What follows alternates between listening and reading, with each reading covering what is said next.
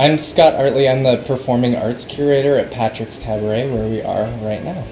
Patrick's Cabaret supports artists working on the edge of culture and their growth and development.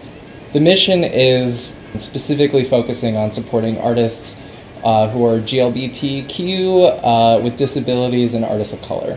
Patrick's Cabaret was started in 1986 by Patrick Scully, and we moved into this firehouse building in 1999. Thousands of artists come through the doors, presenting works that are especially experimental, sort of the craziest stuff that you could ever really imagine happening. March 6th, we have Jake Mander's CD release show.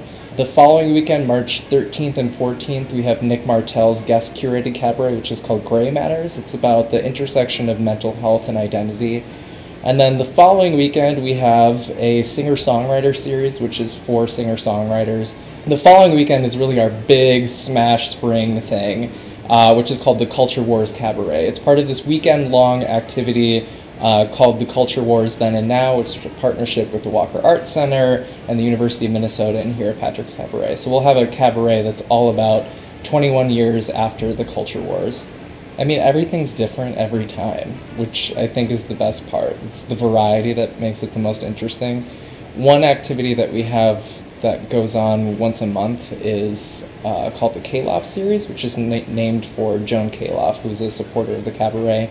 And we pair two singer-songwriters and two storyteller spoken word artists to present works in progress. So thinking about how we support artists at all stages of their development, how do we support work being made in its earliest stages? And that's this really wonderful, intimate event. We hang out here in the lobby. There's free coffee, there's free pastries, usually like really big cookies from Baker's Wife and whatnot. And it's a really relaxed, wonderful opportunity. Okay, the Cool Moms Cabaret is going to be fantastic because it's 6 women who are mothers in some way, who have also supported a career while they're being mothers. It's actually a really underrepresented group of artists. If you think about it in particular, I heard recently somebody say, oh sure, there are artists who are parents, they're called fathers. Art has this dual capacity to agitate, to break things apart, but also to stitch things back together. And having that sort of healing capacity and the capacity to break things apart is what makes the world progress. Emily Angelo at Honeycomb Salon styles my head.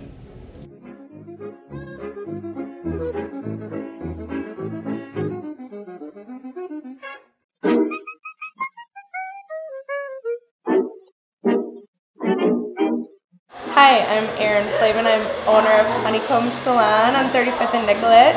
And this is one of my stylists, Emily Angelo. We do stuff with artists and local jewelers and designers. And it's nice to have a space that I can transform into a different functionality beyond hair.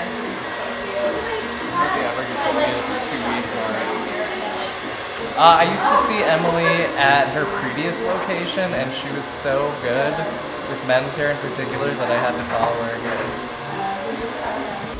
What do you like about the arts community in Minneapolis? There are a plethora of different artists. There's a lot of great local music and art that I get to see up at the salon. It's great.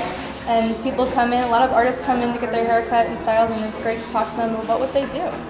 I hear about all sorts of things, different events that are happening. It's a good way to network, and it's a good way to find out about interesting things happening around the community. Well, I would hope that more local businesses like ours would showcase more work and have openings and gatherings for the community.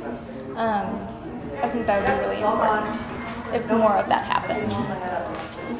There's more art than organizations have capacity to exhibit, so having places like this where people live their everyday lives as a way to interact with that art, I think is the way that we should be supporting things as much as possible.